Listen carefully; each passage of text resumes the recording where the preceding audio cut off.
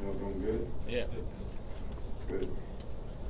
Well, as I said earlier in the week, the focus needs to be on building on the momentum that we have of doing the things that we've done well and trying to improve on the things that we haven't done so well. And I think everybody's got to trust and believe in to get an optimal level of performance. You got to have high achievement motivation and low anxiety and be able to focus on the things that you need to do that's going to help you today. Not worry about what's going to happen in the future, but what's going to help you today have a better chance to be successful as a player, what's going to help your unit have a better chance to be successful, what's going to help the team have a better chance to be successful. So, talked about playing to a standard. You got to prepare to a standard. You got to execute to a standard, and that's what we're interested in trying to get done this week. We'll start over here with Ben. Just curious, do you have any kind of a tradition or routine that you do after a home game? Anything normal for you? Well, I go shake hands with every player on the team and every coach, and I go to a press conference, visit with my favorite family of people that I look forward to meeting every week. And then I do a radio show, and then I do a TV show, and I go in the recruiting room and shake hands with all the recruits.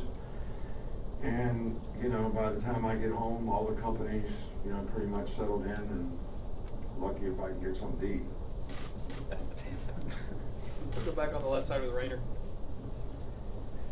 I don't know what would happen if we lost. Hell with bells. Rainer. How important has it been for you to have Jalen Hurts become comfortable operating under center, and how do you think his development has been from that position? Well, I think it's important to him. I think it's important to the offense. I think it's important to our team. When you say important to me, I think I'm just a part of the team here. And Jalen has progressed very nicely, and I thought that probably played his best, most complete game in the last game against Mississippi State, and hopefully we can, build on that. Come back over to Mark. Just want to ask, we saw Lester getting some work at right tackle. What can he bring to that position, and also, who do you like at right guard this week? Well, Lester was a tackle for a long time. We tried to make him a guard. The development has been, maybe not as quickly as we'd like. So in order to try to get the 5 best players on the field, we moved some other players, did some experimenting, and,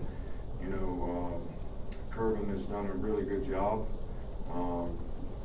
And so did, the other guys that played the position. And so we thought maybe we'd look and see if Lester could develop a little bit better at tackle, but he's still playing right guard. So he probably is going to get reps at both those positions. Come back on this side with Kirk. Coach, punt returns seem to be an important part of the game for your teams, and I wondered a couple of general questions, not your team, that it seems maybe that punt return men maybe take more chances now than they used to insofar as catching the ball with people close. And also, once upon a time, it seemed like punt return men maybe weren't supposed to go back beyond their 10 and let it go if it went over, and now you see some people taking it from deeper than that. And I just wondered if you could comment on punt returners. Well, I can't comment on everybody else's punt returners. I certainly want our guys to use good judgment and understand that the most important thing is possession of the ball, and they should not try to catch the ball in traffic and take chances with the ball.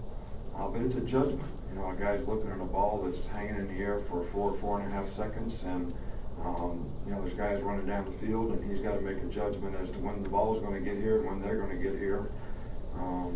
I think that it may seem that way because of so much what I call rugby punt.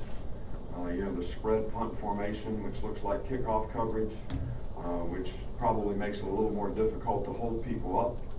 A lot of the punters don't punt hang time type punts. They punt line drive punts that hit the ground and roll. So in a lot of cases, we're out there trying to not only teach a guy to field the ball when it's in the air, but also to how to play the ball on the ground. And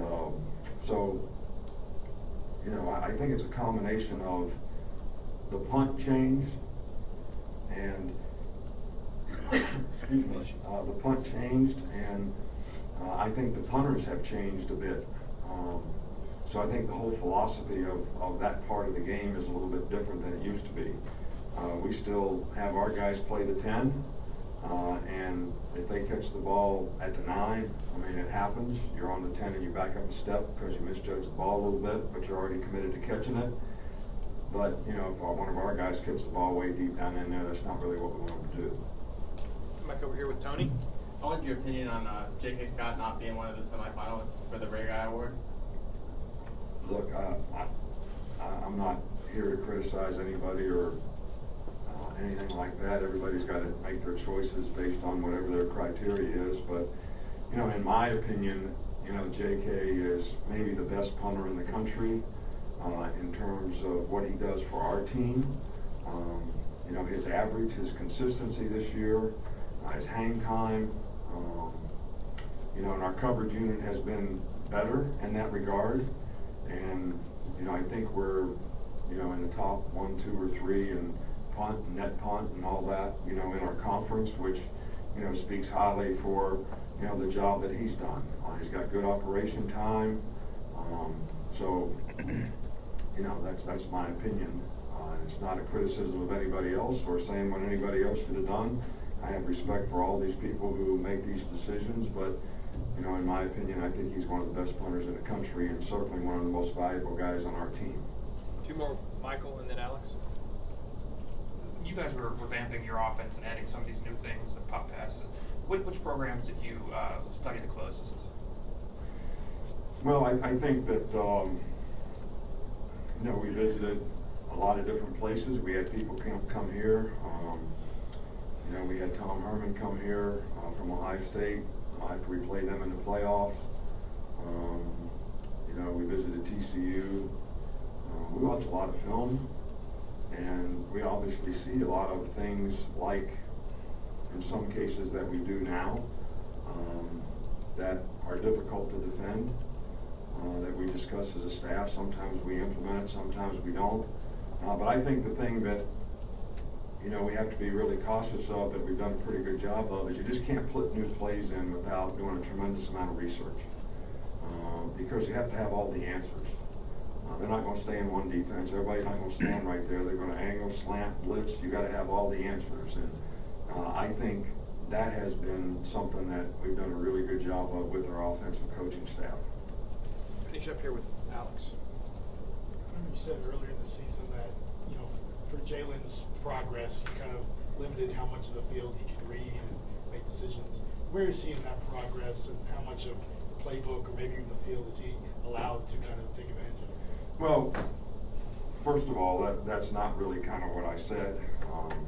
I said that, you know, guys got to know whether it's middle of the field or split safeties and which half of the field that he works on versus what he reads in the coverage. That's how most passing games are built. It's not what we allow him to do or not allow him to do. We're trying to get him to do that very effectively, and he is getting better and better and better at it. And, you know, I think it was a good indication of how he played the last game, you know, the progress that he's made.